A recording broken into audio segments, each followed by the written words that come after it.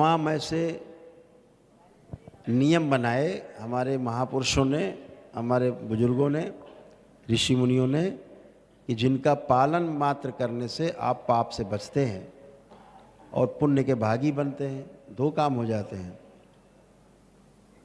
हमेशा इस बात को स्मरण रखना है कि हमें सोच समझकर बोलना ही नहीं है, केवल सोच समझकर सोचना भी है। अच्छा अच्छा सोचना है। कहता नहीं सोच समझ के बोलो।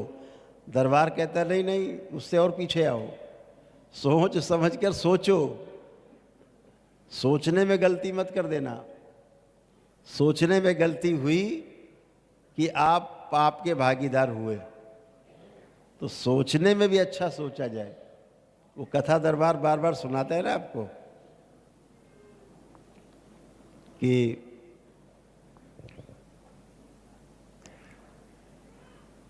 सोचने में गलती कैसे होती है। हर बार आपको कथा सुनाते हैं। जैसे सोच का फर्क कैसे पड़ता है कि दो भाई अगल बगल मकान में रह रहे हैं, दोनों व्यापारी हैं और दोनों को 5 लाख रुपए का मुनाफा हुआ है। हिसाब लगाया, 5 लाख का मुनाफा हुआ है। एक बाहर मिठाई बांट रहा है सबको कि हमें मुनाफा हुआ है, और एक बाहर बैठ के सिर पे हाथ रख के बैठा है, मातम मना रहा है कि हमें 5 लाख का घाटा हो गया। तो एक सज्जन गुजर रहे थे, कथा है, तो उन्होंने पूछा पहले वाले सज्जन से जो मिठाई बांट रहे थे कि भैया काहे की मिठाई बांट रहे हो। उन्होंने कहा कि भैया 5 लाख रुपए का इस बार नफा हुआ है, फायदा हुआ है व्यापार में, इसलिए हम मिठाई बांट रहे हैं। प्रसाद चढ़ाया है बाबा माँ को और बांट रहे हैं। कहा अच्छा भाई, बहुत सुंदर। दूसरे बगल में थे, भैया तुम काहे रो रहे हो, लो थोड़ी मिठाई खा लो। तो अपने मिठाई में से थोड़ी मिठाई दी। क्यों रो रहे हो? बोले 5 लाख का घाटा हो गया। तो कैसे? बोले सोचा था इस बार 10 लाख रुपए पैदा करेंगे, 5 लाख पैदा हुए।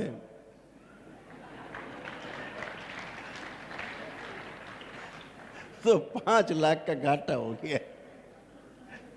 कितना सुंदर आदमी है ये। 5 लाख जो मिले उसका उत्सव नहीं मना रहे हैं, बगल वाले की तरह मिठाई नहीं बांट रहे हैं, घाटा का मातम मना रहे हैं। तो सोच का फर्क है। दोनों को 5-5 लाख रुपए का लाभ हुआ है। एक खुशी मना रहा है, एक दुख में डूबा है। सोच का ही फर्क पड़ता है। आपके जो भाव विचार हैं यही आपको या तो नीचे ले जाते हैं या ईश्वर तक पहुंचा देते हैं।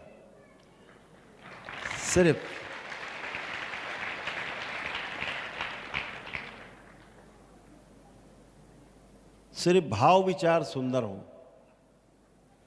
और भाव विचार कैसे सुंदर होंगे? जब आपके पास कोई प्रश्न नहीं बचेगा। कोई प्रश्न नहीं होगा तो कोई दुख नहीं दिखेगा, कोई दुख नहीं दिखेगा तो कोई समस्या नहीं दिखेगी, और जब कोई समस्या दुख नहीं दिखाई देगा तो उसी को बोलते हैं प्रश्नों से मुक्ति। प्रश्न से मुक्ति हो जाए अर्थात आपके पास हर चीज का उत्तर है। हर चीज का उत्तर है का मतलब आपके पास हर चीज का समाधान है। और अगर आपके पास समाधान है तो आप समझदार व्यक्ति हैं, ये तय है।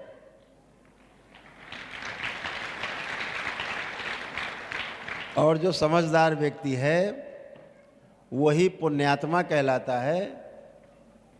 समझदारी ही पुण्य है, यानी समझदारी पूर्वक किया गया कार्य पुण्य कहलाता है, और ना समझी पूर्वक किया गया कार्य पाप कहलाता है। तो अगर समझदारी आप में विकसित हो गई है तो निश्चित रूप से आप पुण्य आत्मा हैं, आप देवता स्वरूप हैं, आप देवता ही हैं शरीर में, आप स्वयं देवता हैं। देवता कोई अलग से बन के नहीं आते। आप ही जैसे अच्छे लोग अपने पूरे होशो हवास में 100% होशो हवास में बाबा माँ के समक्ष जब शरीर पूरा होता है, अपने जब शरीर छोड़ते हैं, होश पूर्वक छोड़ते हैं, होश में पूरा हंसते नाचते नृत्य करते हुए छोड़ते हैं अपना शरीर, तो शरीर छूट भी जाता है तो जीवन बाहर भी नृत्य करता रहता है, हंसता मुस्कुराता रहता है, सबको पहचानता रहता है और समझदार रहता है।